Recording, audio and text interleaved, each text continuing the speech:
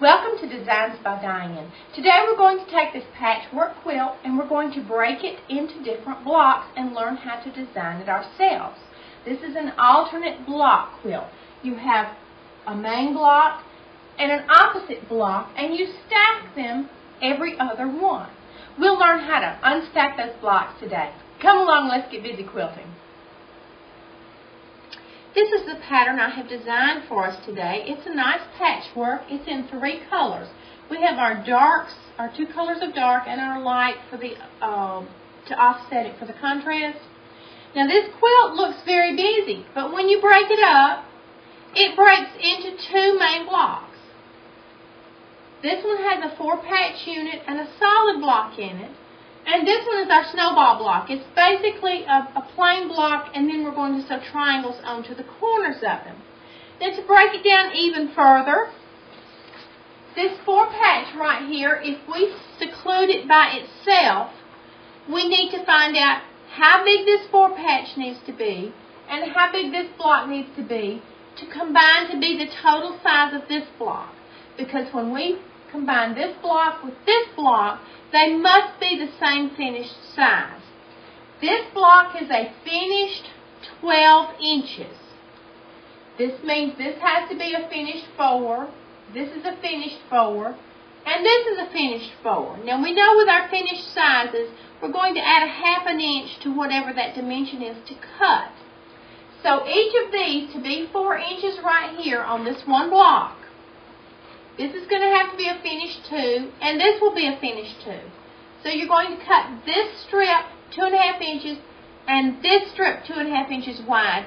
We will combine them into long strips and then cut our blocks from those.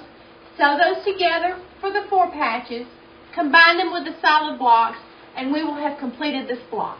We will do the same thing for this one. We're going to cut 4-inch squares of this color, sew them onto the main block, flip them backwards, trim them off, and we've got our snowball block finished, and it's very easy. So we'll get busy cutting now.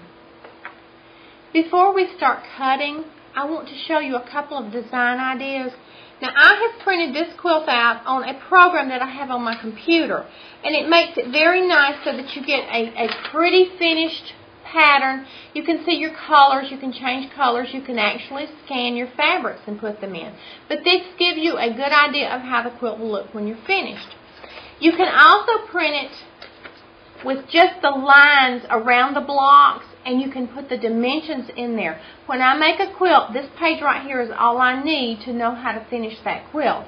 You start with individual blocks, work your way out, then put the blocks together. When you get the center of the quilt together, you're going to add the borders. So always remember, start with the smallest unit and work up. Before I had my program on the computer, this is graph paper, and it has the little bitty squares on it.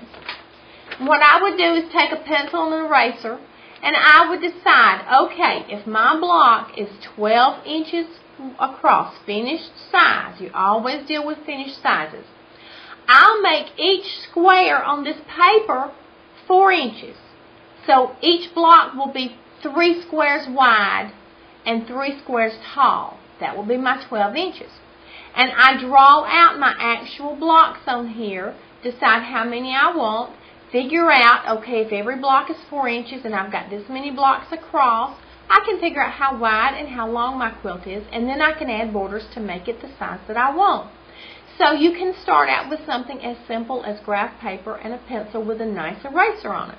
Now if you make a mistake on this, you do have to erase and fix it. On the computer program, everything is already pre-programmed in there. If you put a block somewhere, it's going to be the same size all the time. One other thing about the graph paper, if you don't have graph paper, you can do this on just notebook paper or sketch pads or whatever. Just draw some squares, and those will be your blocks, and put your size on it, and then kind of sketch in what you want and get a rough outline. You do not have to draw the exact quilt. You just want the outline of what you need and your dimensions. So you can start out designing very inexpensively. You don't have to buy programs for your computer, but it does assist you in getting a lot more creative in a hurry. We'll start working on this block first. It is made up of our little 4-patch units and solid blocks in between. Now we need some dark solids and some lights. Our solid blocks will be a 4.5-inch strip, and then we'll cut our blocks from it because it's a 4-inch finished block. On our little 4 patches, each part of the 4 patch is a finished 2-inch block. So we want to cut a brown and a green strip 2.5 inches wide, and that will make our little 4 patch units. I believe we needed 4 of each color for this quilt, so we'll get ready to start cutting now. To prepare our fabric for cutting, we're going to get the selvages at the top even. Then we're going to hand press. If you have a wrinkle at the bottom that gives you a problem, open the material out and press the wrinkle out. Don't press a crease in. Bring the bottom up to where it's the same distance from the top all the way across. Then take your ruler. Line up one of the lines of the ruler even with the bottom edge of the fabric. Then you're going to take your ruler and you're going to cut off the right edge, and that squares it up. After you do that, you're going to turn your mat around. Try not to disturb your fabric. And then you will start cutting your strips from the left side. We're going to cut 2.5-inch strips out of our brown and out of our teal, and we'll get those strip sets done. I have 4 strip sets together. I have sewn the brown fabric to the teal fabric. When I started sewing them together at my scant 1/4-inch seam, I sewed about 8 inches or so and pressed it open and measured it. It should measure 4.5 inches wide, and this has got to be accurate. If your strip sets do not measure 4.5 inches wide, you need to go back and figure out where your scant 1/4 inch should be and work at this until you get it right. We're going to put a lot of pieces together into these blocks, and we have 2 different kinds of blocks, so we need to get that right before we go any further. Now I'm going to take my ruler to cut this into strip sets. I'm going to line up one of the lines on the ruler with the seam line between the 2 strips and cut off my selvage. We don't ever want to use a selvage in a quilt. If you make your backing or anything, get that selvage off of there. Now we'll take our square and we're going to put the 2.5 line over here and keep one of the lines even with the seam line and cut one of our sections. 2.5 again.